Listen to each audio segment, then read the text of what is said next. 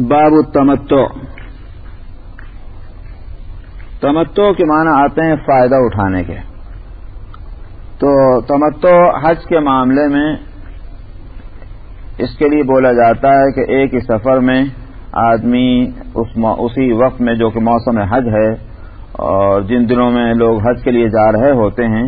اس وقت کوئی شخص عمرہ بھی کرے اور حج بھی کرے،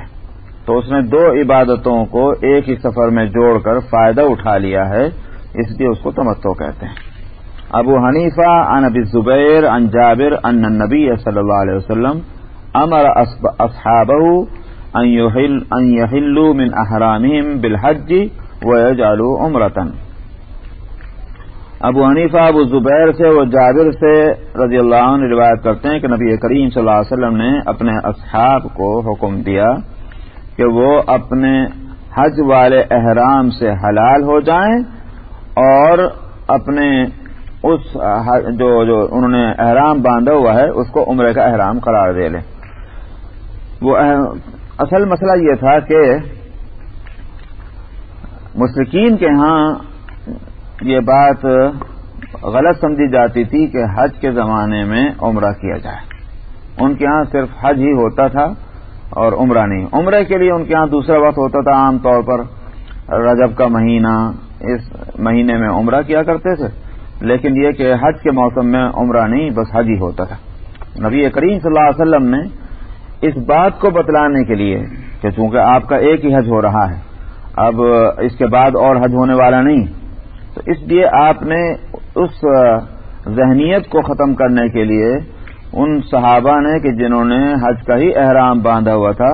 آپ نے حکم دیا کہ اس کو عمرے کا احرام قرار دے لو، عمرہ کرو اور اس کے بعد تم اس کو احرام کو کھول دو، اور اس کے بعد پھر جب حج ہوگا تو حج کے لیے نیا احرام باندھنا، اسی کو تمتع کہتے ہیں۔ اگر ایک ہی احرام سے دونوں ہوں، حج بھی اور عمرہ بھی، اس کو قران کہا جاتا ہے، اور صرف حج کا احرام ہو اس میں عمرہ نہ کیا جائے تو پھر اس کو افراد کہتے ہیں۔ تو آپ نے اس غلط ذہنیت کو کے خلاف مسلمانوں کا ذہن بنانے کے لیے آپ نے یہ حکم دیا کہ اپنے اس احرام کو عمرہ کا احرام کر کے اور احرام کھولیں اور پھر حج کا احرام باندھیں گے۔ پہلے دوسری بات پڑھ لیجیے پھر میں بتاتا ہوں۔ ابو حنیفہ عن ابی الزبیر عن جابر قال لما امر رسول اللہ صلی اللہ علیہ وسلم بما امر به في حجۃ الوداع قال سراقة بن مالک یا رسول اللہ اخبرنا عن عمرتنا ارنا خاصة ام للابد قال هي للابد۔ ابو حنیفہ ابو الزبیر سے اور وہ جابر رضی اللہ عنہ سے روایت کرتے ہیں، انہوں نے کہا کہ جب رسول اللہ صلی اللہ علیہ وسلم نے حکم دیا،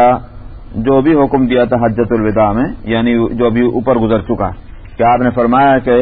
یہ احرام جو ہے اپنا اس کو عمرے کا احرام قرار دے لو اور اس کو عمرہ کر کے اس کو کھول لو، تو جب یہ حکم دیا تو سراقہ ابن مالک نے یہ عرض کیا، یا رسول اللہ ہمارے اس عمرے کے بارے میں ہم کو بتلائیے، یہ ہم صحابہ کے لیے خصوصیت کے ساتھ ہے ایسا یا ہمیشہ کے لیے؟ آپ نے فرمایا ہمیشہ کے لیے، یعنی اس حج کے زمانے میں عمرہ کرنا یہ ہماری خصوصیت ہے صحابہ کی، یا یہ کہ ہمیشہ کے لیے یہ مسئلہ ہو گیا؟ وہی بات کہ مشرکین میں چونکہ طویل عرصے سے یہی رواج چلا آتا تھا کہ حج کے زمانے میں عمرہ نہیں ہوتا اور آپ نے اس کے خلاف حکم دیا، اس لیے سوال کیا گیا۔ اب مسئلہ یہ ہے کہ کیا اب بھی یہ صورت ہو سکتی ہے کہ اگر کوئی شخص احرام باندھے حج کا اور بیچ میں اس کا ارادہ ملتوی ہو جائے اور وہ عمرہ کر کے اور اس کو کھولنا چاہے تو کیا ایسا کر سکتا ہے؟ فقہا کہتے ہیں کہ نہیں، اب یہ حکم منسوخ ہے، یعنی ایسا نہیں کیا جا سکتا کہ وہ حج کا احرام ہو اور اس کو کھول دے عمرہ کر کے، اس کو حج ہی کرنا ہوگا۔ یہ اس وقت تھا کہ جب آپ ایک غلط ذہنیت کا علاج کر رہے تھے، تو حج کے موسم میں عمرہ اور حج دونوں ہو سکتے ہیں، مگر جب احرام حج کا ہو گیا تو پھر حج ہی کرنا ہوگا جب ہی کھلے گا، ورنہ تو دم دینا پڑے گا۔ اگر بغیر حج کیے احرام کھول دیا تو دم دینا ہوگا، کیونکہ اس نے جنایت کی ہے، جرم کیا ہے۔